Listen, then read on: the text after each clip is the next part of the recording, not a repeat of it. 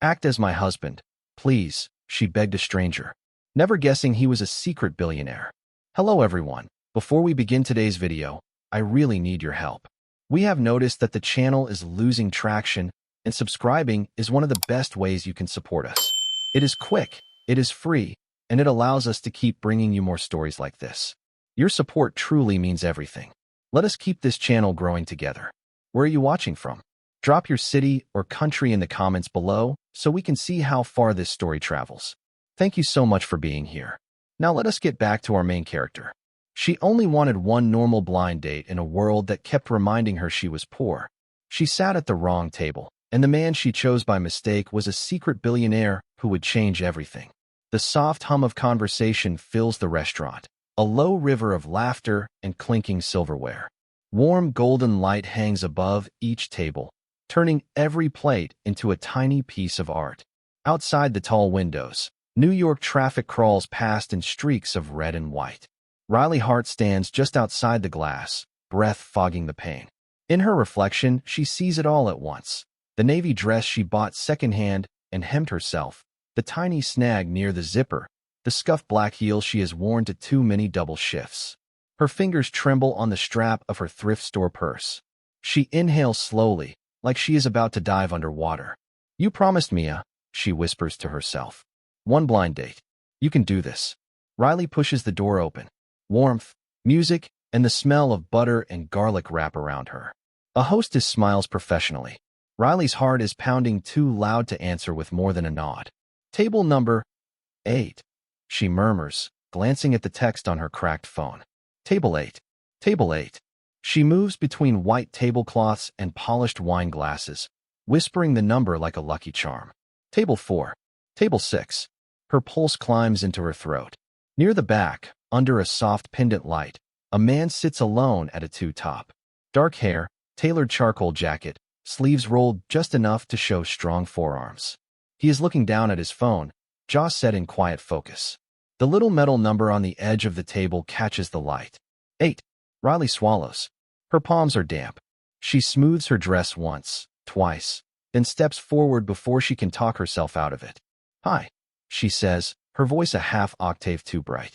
You must be Kevin. I am Riley. It is really nice to meet you. The man looks up. For half a second his eyes widen in surprise, like he was expecting a waiter, not a date. There is a flicker of confusion, a tiny crease between his brows. Then his phone buzzes on the table beside his hand. He glances at the screen. Something shifts in his expression. The confusion softens into something else, something almost amused. He puts the phone face down. Riley. He repeats, and there is a gentle warmth in the way he says her name. Nice to meet you. Please sit. She exhales a breath she did not realize she was holding and drops into the chair across from him, knees almost buckling. Her hand knocks her water glass, and she catches it just in time, cheeks flaming. Sorry, she blurts. I swear I am not usually this clumsy. Blind dates are just intense. He smiles, small and crooked, like he is not used to smiling but is trying. They definitely can be, he says. I am Ethan, by the way. Ethan. She likes the sound of it. It feels solid. Safe. Mia told me you might be quiet. Riley rambles, grabbing the menu mostly to have something to hold. She said you are more of a listener, which is actually perfect because I talk when I am nervous, or when I am tired, or when I have had too much coffee, or not enough coffee. So basically always. A tiny laugh escapes him, quick and surprised. It makes his whole face change, like sun breaking through a cloud. Being a listener does not sound so bad right now, Ethan says. Her shoulders loosen a notch. Mission, make the quiet guy laugh. Not a complete disaster so far. So what do you do, he asks. Here it comes. The part where she says the thing that usually makes men on dating apps either pity her or treat her like scenery. I am a waitress, Riley says, forcing herself to meet his eyes. At a diner in Queens. It is not glamorous, but it pays most of the bills. Eventually I want to open a small art studio, but for now it is extra hash browns and burnt coffee. She tries to laugh it off. He does not look away. He does not wince. He just listens, really listens. That sounds honest, he says. And kind of brave. Her cheeks heat for a totally different reason. What about you? She asks quickly. What do you do? He pauses for a fraction of a second, like he is choosing his words with care. I work in tech, Ethan says at last. Startups. Nothing very exciting. Nothing exciting. The watch on his wrist looks like it could pay her rent for 3 months, but maybe she is imagining that. Maybe she is just nervous. Riley grins anyway. See, that already sounds smarter than me, she says. I can barely get the Wi-Fi at the diner to work. If the register freezes, I just bribe it with sarcasm and hope for the best. He laughs again, fuller this time. Something relaxes in his shoulders. The restaurant noise fades a little around their table. For a few minutes, it feels almost easy. Then her phone buzzes on the edge of the table. She glances down. Hey Riley, this is Kevin. I am at table 8. Looking forward to meeting you. Her smile dies. Her eyes jump to the little metal number again. 8. She looks back at Ethan, really looks, as the color drains from her face. You are not Kevin, she says softly. The warmth in his eyes shifts to something like guilt. No, he admits. I am not. The air between them freezes. Oh my God, Riley whispers. Chair legs scrape as she stands too fast. I am so sorry. I sat at the wrong table. I thought. I have to go. Riley, wait, it is really all right, Ethan says, starting to rise. But her heart is pounding in her ears. The room feels tilted. She grabs her purse with shaking hands. I am so embarrassed, she stammers. Have a good night, Ethan. Before he can say another word, Riley turns and bolts for the door, weaving through perfect couples and glittering glassware, cheeks burning, convinced she has just made the worst mistake of her life, never knowing that the man she is running from is the one mistake that might save her. That night, the city glows outside floor-to-ceiling glass, but Ethan Cole barely sees it. From the living room of his Manhattan penthouse, the skyline usually feels like a quiet victory, a reminder of every deal he has closed, every risk that paid off. Tonight it only feels distant. The hum of traffic below rises and falls, a white noise that does not quite drown out the memory of a nervous woman in a navy secondhand dress. Riley. He leans against the cold glass, eyes unfocused, replaying the way she laughed at her own clumsiness, the way she admitted she was a waitress like it was something he might judge, the way she ran, cheeks burning, when she realized he was not Kevin. She thought I was someone else, he thinks. Someone ordinary. And for the first time in a very long time, that felt good. Across town, in a narrow apartment in Queens, Riley drops face first onto a sagging couch and groans into a throw pillow. Her roommate, Mia, peeks over the top of her laptop, curly hair piled on her head, a half-eaten slice of pizza on a paper plate beside her. That bad? Mia asks, closing the laptop a little. Riley rolls onto her back, cheeks still hot from the memory. Worse, she says. I sat at the wrong table, Mia. I had a whole conversation with some random guy thinking he was my blind date. And then I got the text from the real Kevin. Mia presses her lips together, trying and failing not to smile. Okay, that is objectively hilarious, she says. What happened? Riley throws an arm over her eyes, but the words tumble out anyway. She tells her about the restaurant, the number on the table, the way Ethan listened to her talk about the diner and her art, the way he laughed, the way it felt easy, right up until it all snapped. He was nice, Riley finishes quietly. Really nice, actually. Funny too. And then I looked at my phone and realized I was at the wrong table like a complete idiot. So I ran. Sounds like a romantic comedy setup, Mia teases. Riley groans and drags the pillow over her face. I just hope I never see him again, she mumbles into the fabric. Mia raises an eyebrow.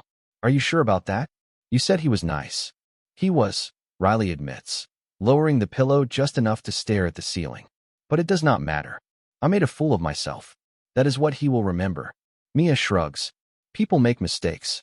Maybe he did not mind as much as you think. The next morning, several floors above the city, Ethan sits at his sleek walnut desk, scrolling through emails that refuse to hold his attention. His assistant, Harper, stands near the door with a tablet in hand, going over his schedule. Lunch with Westbridge at 12, call with the London office at 2, and the charity board wants to confirm your appearance next week, she lists. Cancel the Westbridge lunch, Ethan says suddenly. Harper pauses. You have been distracted since last night, she says. Did something happen? Ethan hesitates. He is not in the habit of explaining himself, but the words push to the surface anyway. I met someone, he says. Accidentally. Harper tilts her head. Accidentally. He leans back in his chair, staring past her at the skyline. She thought I was someone else, he explains. We talked. She does not know who I am, not really. And for the first time in years it felt normal, like I was not a bank account in a suit. And now? Harper asks, setting the tablet down. Now I want to see her again, Ethan answers simply. Harper's mouth twitches into the ghost of a smile. And how do you plan to make that happen, exactly? Ethan taps his fingers once on the arm of his chair. I have an idea, he says, standing. Later that day, in a chrome and neon diner that smells like coffee and frying onions, Riley wipes down the last table of her shift. Her feet ache. Her ponytail is falling apart. The tips have been mediocre at best. Her phone buzzes in the pocket of her apron. She pulls it out, frowning at the unfamiliar number. Hi, Riley. This is Ethan. I was the guy at the restaurant the other night. I know it was a mix-up, but I would really like to see you again. Coffee sometime. Maybe. Her heart skips a beat. For a second she wonders if this is some weird joke. Then she remembers the way he looked at her when she said, waitress, like it was not something to be ashamed of. That night, sitting cross-legged on the couch, she shows the message to Mia. What do I do? Riley asks. Mia does not hesitate. You say yes, obviously, she says. What is the worst that could happen? If he is a creep, you leave. If he is not, you get free coffee and maybe a good story. Riley chews her bottom lip, staring at the words on the screen. Her thumb hovers over the keyboard for a long moment. Finally, she types. Okay, coffee sounds nice. The coffee shop Ethan chooses is small and unpretentious, tucked down a side street away from the main crowds. Exposed brick, a chalkboard menu, the smell of fresh espresso. When Riley arrives, he is already there, dressed in jeans and a button-down instead of the sharp jacket from the restaurant. He looks softer somehow, less like a stranger from a perfect world. Hi, she says, sliding into the chair across from him. Hi, Ethan replies, and this time his smile reaches his eyes. Thank you for agreeing to meet me. Riley lifts one shoulder in a half shrug. I figured I owed you an apology for sprinting out of the restaurant like that, she says. I am still mortified, by the way. No apology necessary, Ethan says. Honestly, I am glad you did. Otherwise, I might not have had a reason to text you. The barista calls their names. Steam curls up from paper cups between them. The noise of the cafe becomes a gentle backdrop as the conversation starts to flow, and for the second time, Riley has the strange feeling that this mistake is not done with her yet. The coffee between them cools slowly, untouched more often than not, because talking seems more important. At first it is simple things. Favorite breakfast foods. The worst customers Riley has ever had at the diner. The most ridiculous tech buzzwords Ethan has heard in meetings. She makes a face when he explains what a pivot is in startup language. So you just fail in a new direction, Riley says. That is what you were telling me. He laughs, an easy, genuine sound. Something like that, he says. What about you? If you could pivot away from the diner tomorrow, what would you do? The question lands deeper than he expects.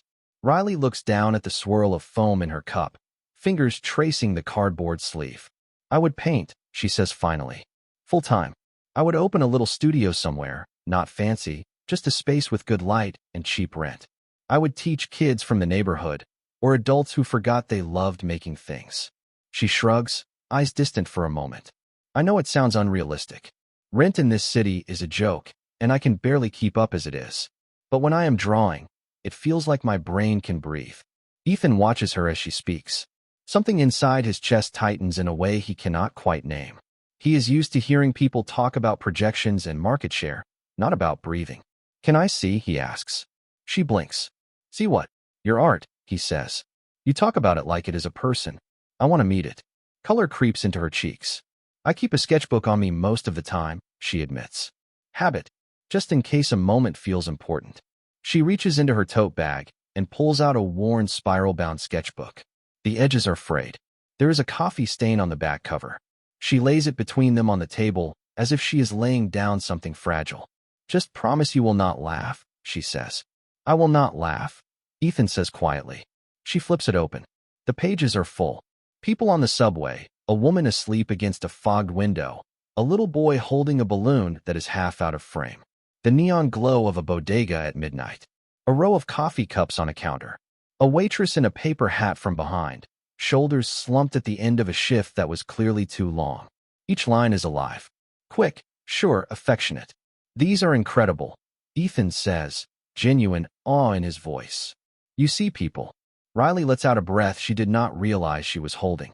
Most days I feel like people do not see me at all, she says. So, I guess this is my way of returning the favor. He turns one more page and freezes. It is a sketch of a man at a restaurant table. Dark hair, rolled sleeves, head bent as if listening. The lines are loose but unmistakable. That is, he begins. Riley reaches to turn the page, embarrassed. Do not say it, she says quickly. I know it is weird. I draw things that stick in my head. You stuck. He places his hand gently over the edge of the book to stop it from closing. I was going to say that I am honored, Ethan says. May I keep this one? Or a copy of it? She looks up, surprised. You want a sketch of yourself? She asks. Yes, he says simply. It is the first time I have seen myself and not immediately thought of numbers. The honesty hangs between them. For a moment, the noise of the cafe fades out. After coffee, the sky has cleared into a sharp, cold blue. They step out onto the sidewalk together. Riley hugs her coat tighter around her. I have to get to a late shift, she says. One of the girls called out sick. Ethan hesitates, then asks, do you have a little time first? She tilts her head. For what? There is a park a few blocks from here, he says. The view is not bad, and I could use some air that does not smell like conference rooms. She laughs softly. You had me at not a conference room, she says. Lead the way. The park is small and tucked between tall buildings, the kind of space most people rush past without seeing. Bare winter trees etch shadows across the paths. A few dog walkers move slowly across the grass. In one corner, a mural explodes in color on a brick wall. Riley's face lights up when she spots it. I love this place, she says. I come here on my day off sometimes and just sit on that bench. She points to a weathered bench under a crooked tree. They sit. The city hums around them, busy and distant, like an ocean in the background of a quiet cove. She pulls her sketchbook out again, almost without thinking. Her pencil finds her fingers like it belongs there. Do you always draw outside? Ethan asks. Whenever I can, Riley says. Inside, the walls feel closer. Out here, there is room for mistakes. He watches her hand move, the way her eyes flick up, down, up again, translating the world into graphite. He wonders when was the last time he did something simply because it made his heart feel less heavy. Thank you for today, she says after a while, without looking up from the page. For not making me feel stupid about the restaurant. For caring about something that is not polished. Thank you for letting me in, Ethan says. You could have just blocked my number. She laughs. I thought about it, she admits. But then I remembered how you listened when I said, waitress, and did not flinch. That felt rare. He looks at her, at the loose strand of hair that has escaped her ponytail, at the smudge of pencil on her thumb. Rare, he thinks, is exactly what she is. He does not tell her that he owns 3 companies and has his name on more than one building that casts a shadow over this very park. He does not tell her that one signature from him could buy 10 studios like the one she dreams about. For now, he just wants to be Ethan, the man on the wrong side of a lucky mistake, sitting on a worn bench next to a woman who sees more than most people ever will. Days slip into a quiet rhythm after that. Riley works her shifts at the diner, wipes counters, refills coffee, pockets crumpled bills and coins. In between, there are texts from Ethan that make her smile when she is too tired to move. A link to an article about street art. A photo of a crooked little sketch he has made on a napkin. A simple, honest line. How is your day going, really? One gray afternoon, the sky heavy with the promise of rain. They meet again outside the discount market near Riley's apartment. She pushes a cart full of basic groceries, mentally adding up every price in the back of her mind. Ethan appears beside her with a small, reusable bag in hand, and that same calm presence she is starting to recognize before she even sees him. Room for one more? He asks. Only if you are prepared for the glamorous life of off-brand cereal and store-brand pasta, Riley says. Inside, under humming fluorescent lights, they move through the crowded aisles. Riley reaches for the cheapest jar of pasta sauce. Ethan takes it from her hand and wordlessly switches it for a slightly better one, setting it in the cart without comment. You do not have to do that, she says. I know, he answers. I want to. At the checkout, Riley watches the numbers climb on the small screen. Her stomach tightens. Ethan does not step in or pull out a black card. He simply stands beside her, letting her keep her agency, but staying close enough that she does not feel alone in the fluorescent glare. Outside, the wind has picked up. She eyes the 3 heavy bags with dismay. "You are going to regret this," she warns as he takes 2 of them from her. "Why is that?" he asks. "Those stairs are not kind," Riley says. "They are old building stairs. They like to test people." The hallway of her building proves her point. The paint peels in long strips. The overhead light flickers with a soft electric buzz. Ethan climbs without complaint, the weight of the bags pulling at his arms, the air growing warmer and closer with each flight. "This place has character," he says when they reach her door. "That is one way to describe it," Riley replies, cheeks flushing, suddenly self-conscious. Inside, the apartment is small, but it glows with a different kind of richness. Sketches are taped to the walls in uneven rows. Jars of brushes and pencils crowd a side table. A drop cloth is spread under a half-finished canvas leaned against the wall, colors still wet in places. Ethan sets the bags on the tiny counter and looks around, taking it all in. "It is beautiful," he says. Riley laughs, surprised.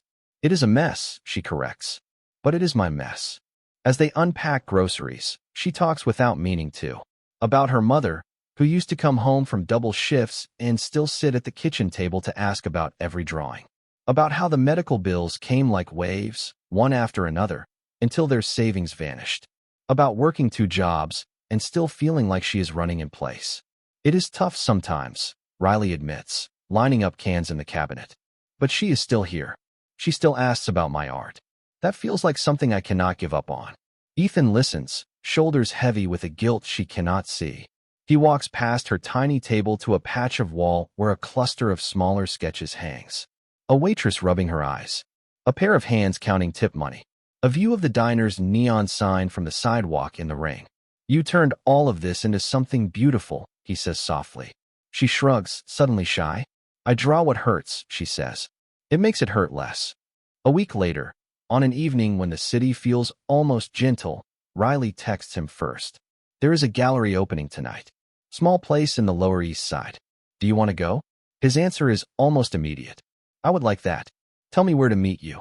The gallery is narrow and bright, white walls covered in paintings that explode with color and texture. The room buzzes with quiet conversation. People move with wine glasses in hand, studying each piece with serious faces. Riley's eyes shine as she walks slowly from canvas to canvas. She points out brushstrokes, the way a certain artist uses light, the story she feels beneath the surface of a scene. Ethan barely looks at the price tags. He watches her. They stop in front of a painting near the back wall. It shows a small boat on a lake at sunrise, a figure at the bow, another at the stern. The water is a mirror of pink and gold. The edges of the figures are just loose enough to suggest memory rather than realism. Riley's breath catches. "What is it?" Ethan asks. "This looks like a trip my dad and I took," she says. Her voice is very quiet. "We used to go fishing every summer. Just the 2 of us. He would let me steer the boat, even though I was too small." Her eyes blur. She lifts a hand as if to touch the canvas, then stops herself. "He passed away when I was 16, Riley continues. "I have not thought about that lake in a long time." "I am sorry," Ethan says, and he means it. Without thinking too much, he places his hand on her shoulder. The contact is light, almost tentative, but it grounds her. The gallery noise fades around them for a moment. "He would be proud of you," Ethan says. "Of this. Of the way you keep creating even when everything around you tries to tell you not to bother." Riley lets out a shaky breath and gives a small, watery laugh. "You do not even know him," she says. "I know you," he replies. "And I know he raised someone strong." On the subway ride home, they stand facing each other, fingers wrapped around the same metal pole. Fluorescent lights flicker overhead. A street musician plays something soft at the far end of the car. "I do not get it," Riley says suddenly. Ethan looks down at her. "Do not get what?" he asks. "Why you spend time with me," she says. "You could be doing anything with anyone. You have this whole other world, I can feel it. And I am just me, a tired waitress who draws in the margins." He studies her face, the mix of insecurity and quiet challenge there. "Maybe that is exactly why," Ethan says. "Because you are you. Because with you I do not feel like a job title. I feel like a person." She holds his gaze for a long moment. The train rocks gently. Somewhere deep inside, something shifts, tiny and undeniable, even as he continues to keep the biggest part of his life hidden in the dark. The next week, the days feel heavier on Riley's shoulders. The diner is busier than usual. A convention is in town, and men in suits fill the booths, demanding refills and substitutions and separate checks. The hiss of the griddle never stops. The coffee pots are never quite full enough. By mid-morning, Riley's feet ache and there is a dull throb at the base of her skull. She balances 3 plates on one arm and a tray of drinks in the other, weaving between tables with practiced care. "Order up," the cook calls. She delivers pancakes to a family, omelets to a couple, a burger to a man who does not look up from his phone. At the corner booth, under the dusty neon clock, someone sits alone with a coffee cup and a legal pad. Riley almost walks past before her tired brain catches up. "Ethan," she says. He looks up, and the tiredness that has been clinging to her all morning loosens a little. "Hi," he says. "I was in the neighborhood." She raises an eyebrow. "No one is ever just in the neighborhood of this place," she says. "You got lost." "Maybe I did," Ethan answers, a small smile tugging at his mouth. "Or maybe I wanted to see you where you are the one in charge." She snorts. "Trust me, the only thing I am in charge of here is not dropping the soup," she says. "Do you want food, or are you on a mysterious diet of black coffee and meetings?" "I will take whatever you recommend," he says. She scribbles on her pad. "Grilled cheese and tomato soup," Riley decides. It is comfort in plate form. As she moves through her shift, Ethan stays. He watches her handle a demanding table with a calm she does not feel, watches her kneel to pick up a fork a child drops, watches her pause for a tiny joke with the line cooked to break the tension. When a customer snaps his fingers at her, impatience sharp in his voice, Ethan's jaw tightens. Riley just smiles, refills the man's drink, and walks away with her head high. On her short break, she drops into the booth across from Ethan and exhales. "So," she says, "do you always spend your mornings in greasy spoons? Or is this a special occasion?" "I wanted to talk to you about something," Ethan says. "An opportunity, maybe." She narrows her eyes playfully. "If you are about to pitch me a pyramid scheme, I am walking out of my own job," she warns. He laughs. "No schemes," he says. "There is a charity event next week. A gala. My company is involved. They are raising funds for community arts programs and small studios. They need volunteers. I thought of you." The words land like a spark in dry grass. "Community arts?" Riley repeats. "Like actual funding for small spaces?" "Yes," Ethan says. "Places where people like you could teach or rent studio time without selling a kidney." Her heart beats faster. "What would I have to do?" she asks. "I have never been to a gala unless you count prom, and you should not count prom. Mostly helping set up, organizing the silent auction, basic logistics," he says. "You would be paid for your time. It would not interfere with your diner's shifts. And you would be in the room with people who care about the same things you do." She chews on her lower lip, thinking of rent notices and medical bills, of the little studio in her head that has never made it past daydream. "Why me?" she asks quietly. "Because you understand what it means for art to actually reach people who need it," Ethan answers. "Because you are exactly the kind of person this money should be helping." The honesty in his voice disarms her. She looks down at her hands, at the faint ink stains near her knuckles. "I do not own any gala-appropriate clothes," Riley says finally. "That is the easiest part to fix," he says. That afternoon, when her shift ends and the sun is low over Queens, Riley climbs the stairs to her apartment with heavier thoughts than usual. The envelope stuck under her door does not help. She opens it with numb fingers. A final notice. Rent is past due. If she does not catch up soon, the landlord will have to explore other options. Her stomach lurches. She sinks down on the edge of her bed, the paper crumpling in her fist. For a long moment, the room seems to tilt. Her phone buzzes. "How are you holding up?" Ethan's message glows on the screen. She types and erases 3 different answers before settling on the simplest truth. "It has been a long day. I am a little scared about money. But the gala thing, that feels like a light at the end of a tunnel." His reply comes quickly. "You do not have to go through this alone. Let me at least take one worry off your plate. We can look at outfits tomorrow. My treat." She hesitates, pride and fear wrestling in her chest. Then she thinks of her mother's face when she talks about art, of the way her heart lifted in the gallery, of the possibility that this event could open a door she has never even been allowed to knock on. Okay, she writes, but only if we find something on sale. Across the river, in his quiet penthouse, Ethan sets his phone down and looks out at the city. The distance between his world and hers has never felt sharper. He could write a check right now that would erase her worries, cover her rent for the next year, and she would never have to balance plates and bills the way she does. But he also knows that if he does it the wrong way, he could crush the very thing that draws him to her, her sense of ownership over her own life. So he makes himself a silent promise as the city lights flicker on. He will use every bit of power he has to open doors for her, but he will let her be the one who decides which ones to walk through. The next afternoon, the city feels a little softer around the edges. Riley meets Ethan in front of a department store downtown, the kind with clean glass windows and mannequins in dresses that look like they belong on magazine covers, not in her closet.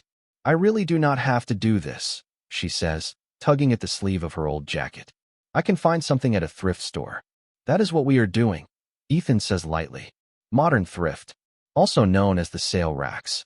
Inside, bright lights and soft music wrap around them.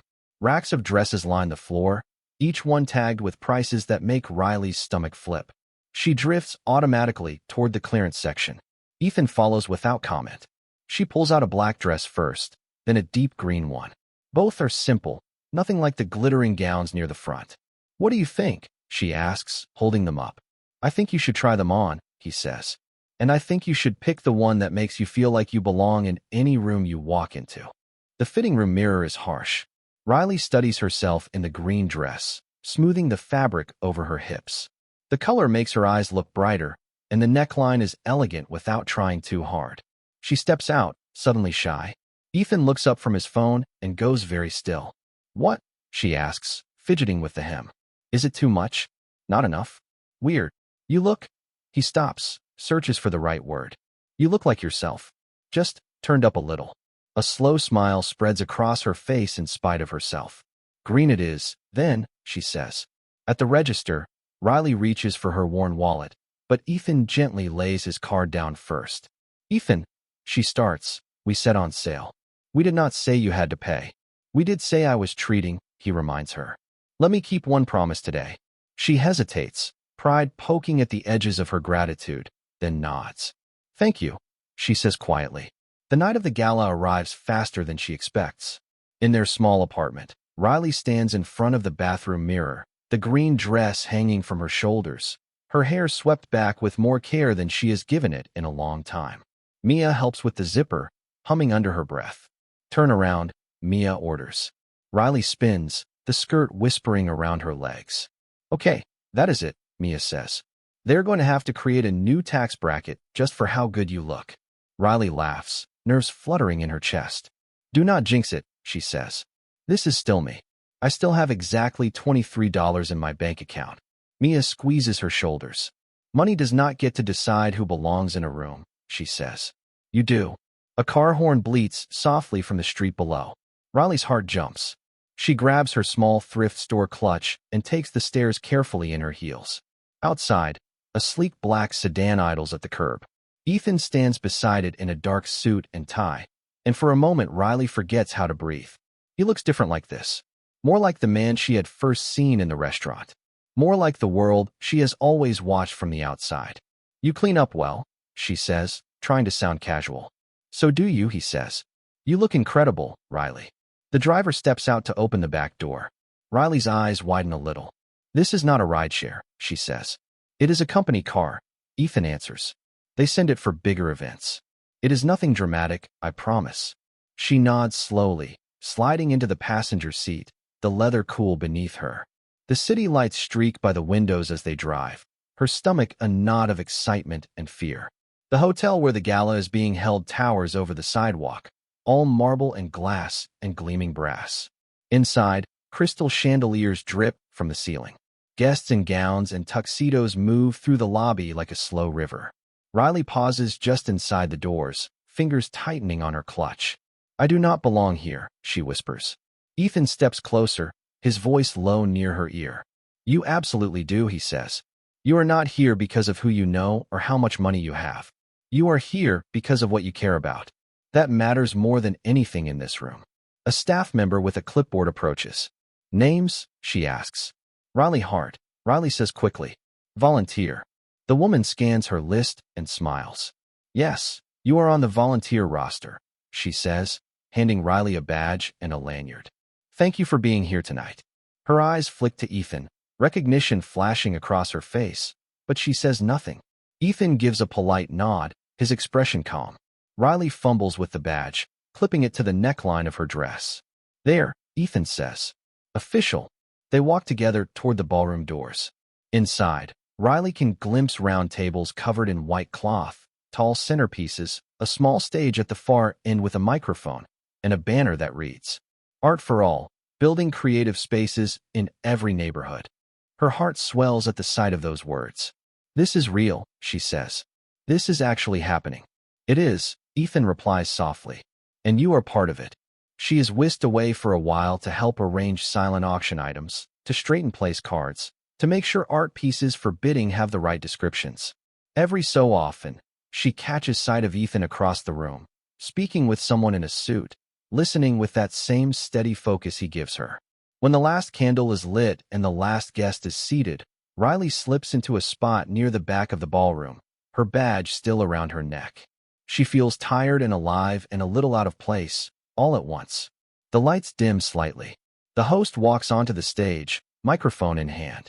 Good evening, everyone, the woman says, her voice carrying easily.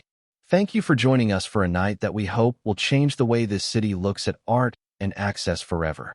Tonight, we are especially honored to have with us the person whose vision and generosity made this entire event possible. In just a moment, I am going to invite our guest of honor to the stage. Riley claps politely with everyone else, unaware that the air in the room is about to shift. She has no idea that the deepest secrets are about to change everything she thinks she knows. The deepest secrets are about to change everything. Subscribe now to catch the dramatic twist that is coming in the next chapter. Riley shifts her weight from one heel to the other as the applause dies down. The host smiles out over the sea of faces, the lights catching on her earrings. Tonight, she says, we want to recognize the man who not only wrote the first check, but who pushed us to think bigger, to imagine art spaces in every neighborhood, not just the ones with the highest property values.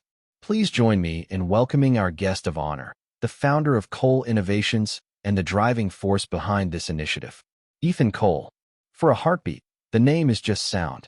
Then Riley hears it again inside her own head. Ethan Cole. The words slam into place like pieces of a puzzle she did not know she was solving.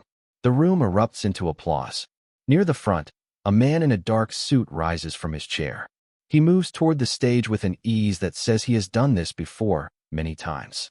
The spotlight finds his face, sharp and familiar. Riley's breath stops.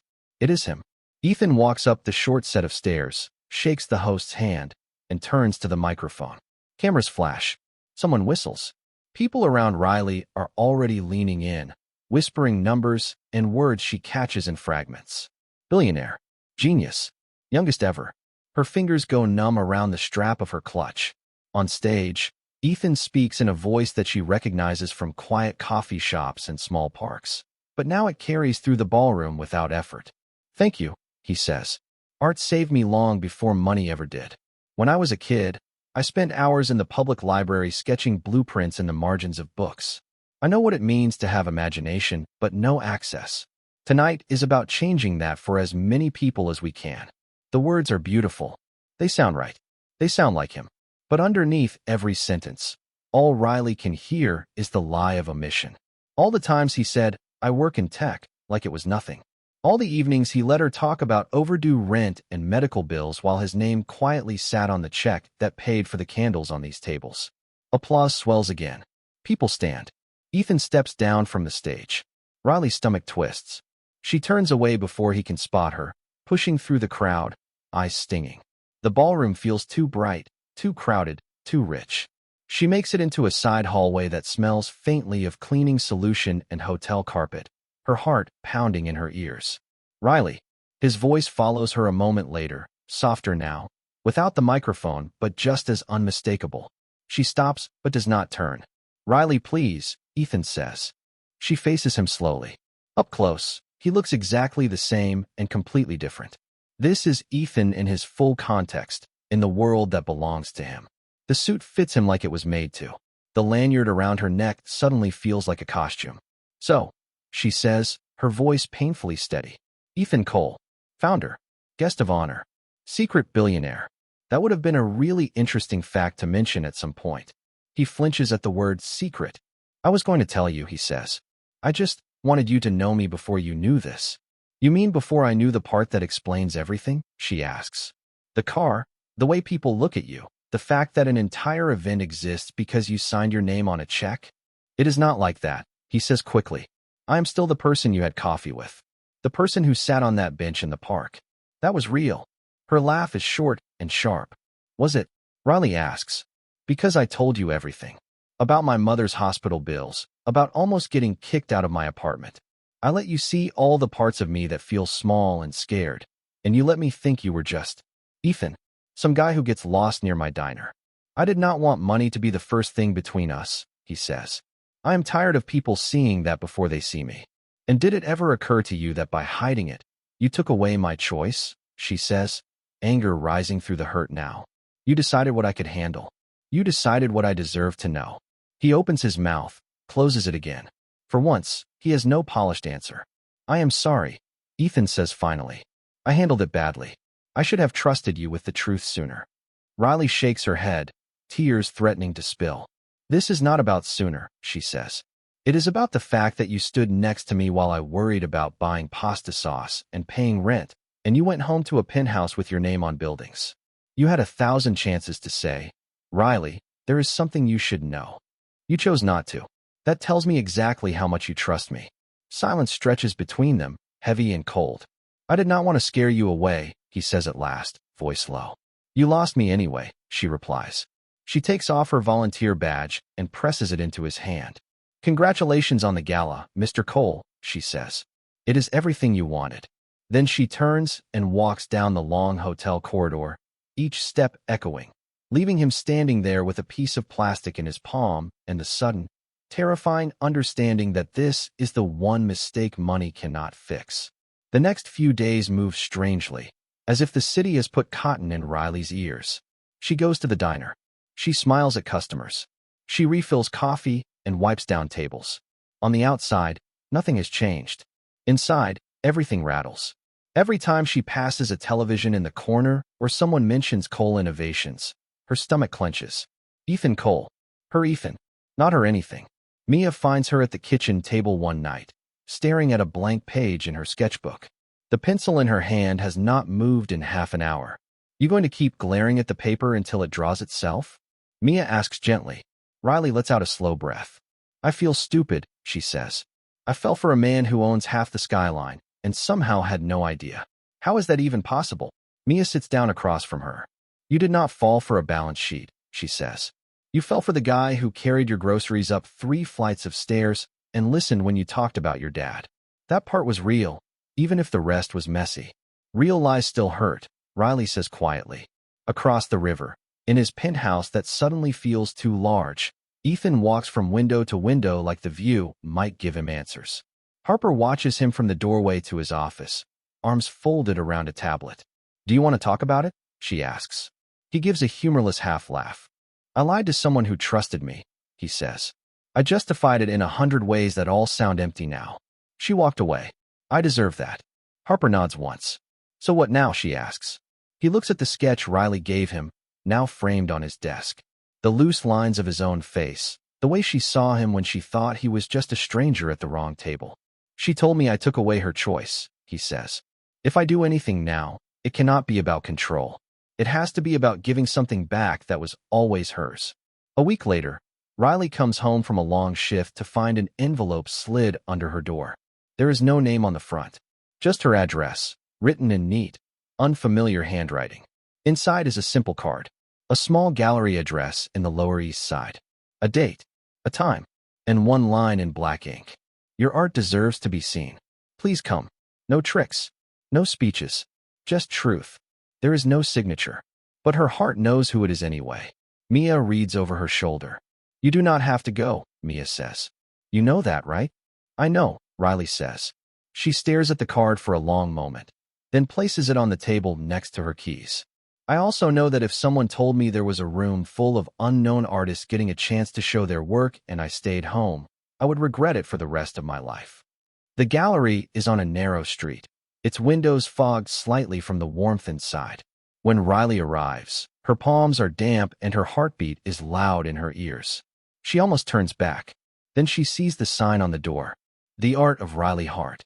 For a second, she thinks she has misread it. Her name, in clean white letters on a black background, above the words Featured Exhibition. She pushes the door open. Soft music plays. The walls are lined with frames. It takes her a moment to understand what she is seeing. Sketches of subway riders. The neon diner sign in the rain. The park bench.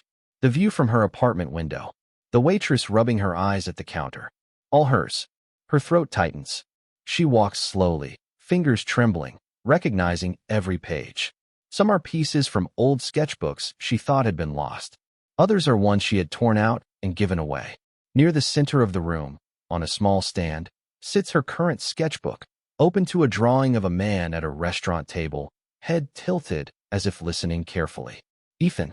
A small plaque beneath it reads, Riley Hart sees people the way the city never does. This is her world. We are just visiting. She turns and finds him standing near the entrance, hands at his sides, no suit jacket, no tie, no audience. Just Ethan.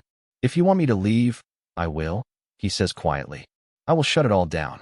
I will donate the space to someone you choose. I will do whatever you ask. But I needed you to see what I see when I look at you. Riley looks around the room again, at her life, turned into an exhibition she never asked for. This is a lot, she says. This is not an apology I can fit in my pocket. I am not asking you to forgive me because I rented some walls, he says. I am asking you to see that when I said your art deserves the world, I meant it. This is me trying to match my actions to my words for once. He takes a slow breath. There will be a fund in your name, Ethan continues.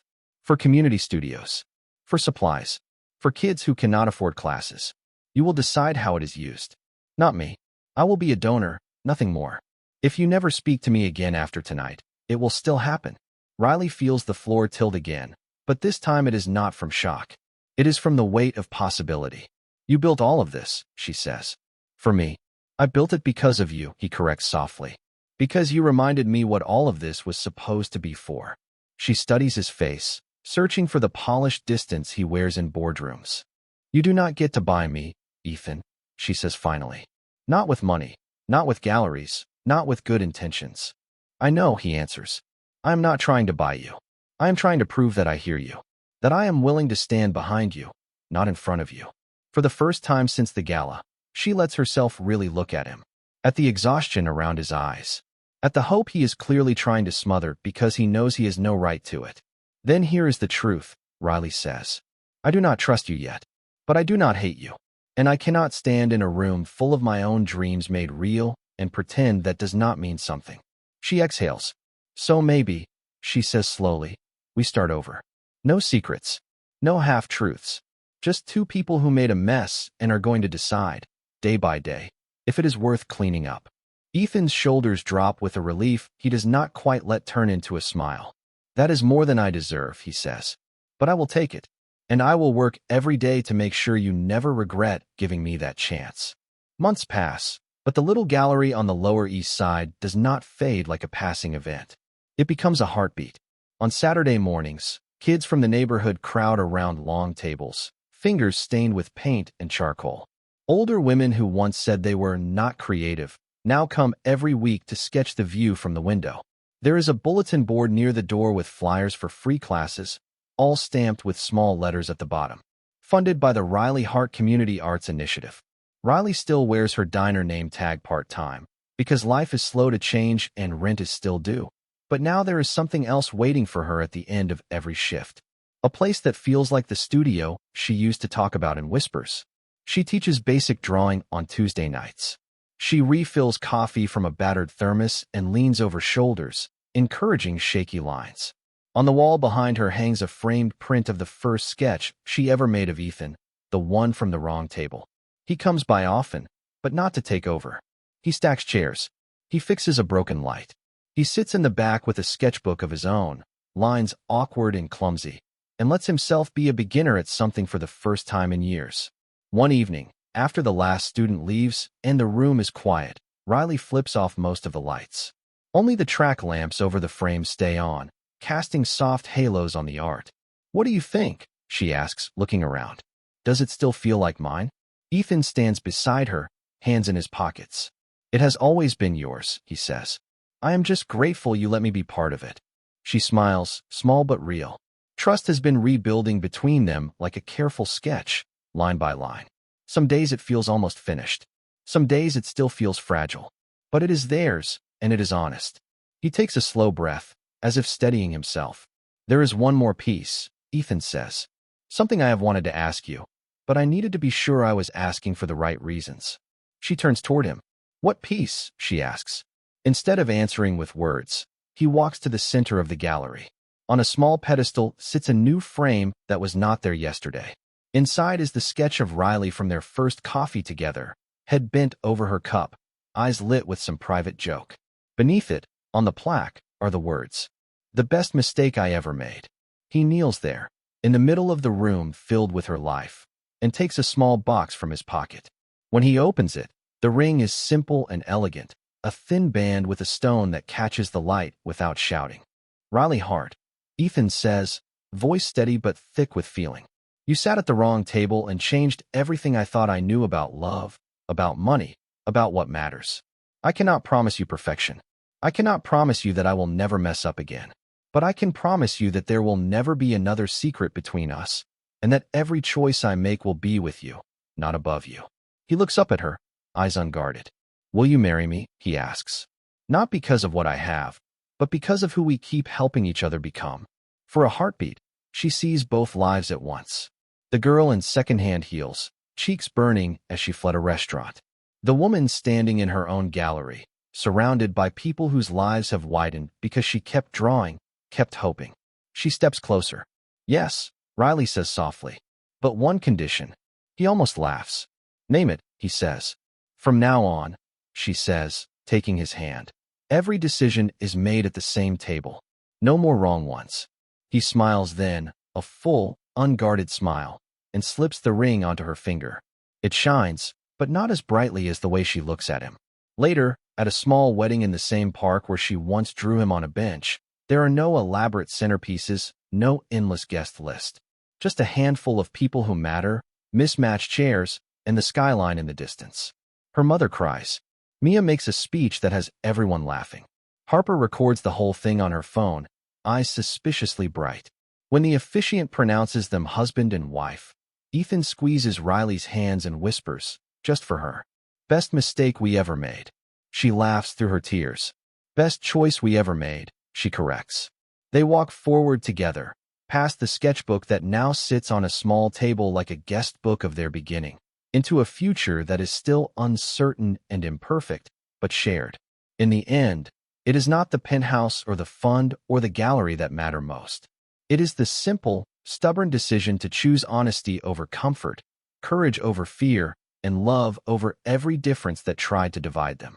Thank you for joining us for this cinematic adventure. If you want more untold or real stories of billionaire love and redemption, please subscribe and choose your next true heart journey on your screen now.